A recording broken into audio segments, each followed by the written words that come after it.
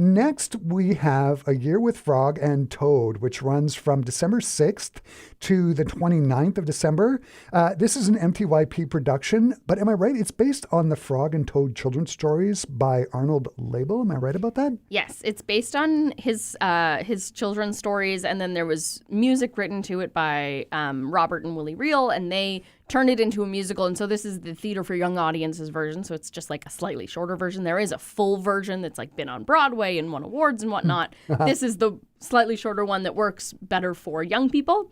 But yeah, so it's all about their stories, and it's a year in their life, a year with Frog and Toad, and with their other, toad and snail and bird and everything friends. And I saw a trailer from another theater company, and it looks like a straight up musical. In fact, the music sounds like it came right out of vaudeville. Can you talk a little bit more about the plot line and how they sing through the seasons in the play?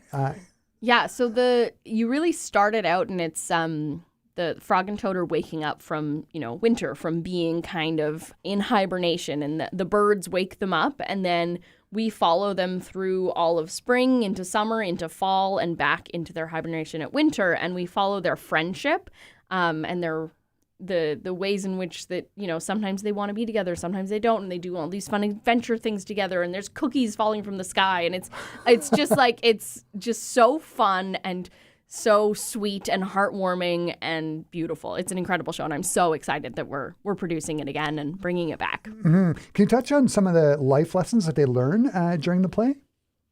Yeah, I mean, I think it's Frog that sometimes just like needs some alone time, and like that's a lesson for Toad to like figure out that doesn't have anything to do with you, Toad. It's just that Frog needs alone time. And I know that Toad struggles with growing seeds and having patience for flowers to bloom and for things that he's growing to grow. And so that's a lesson that Toad learns. And there's a whole plot line throughout of the snail trying to deliver a letter from Frog to Toad, because Toad never gets any mail.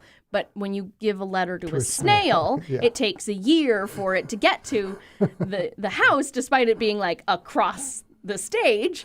And so that's another like that patience in that, but also that care and giving something to your friend that they like, that's going to make their day, even if it's just a letter. Yeah, that sounds like it's so much fun. It's so fun.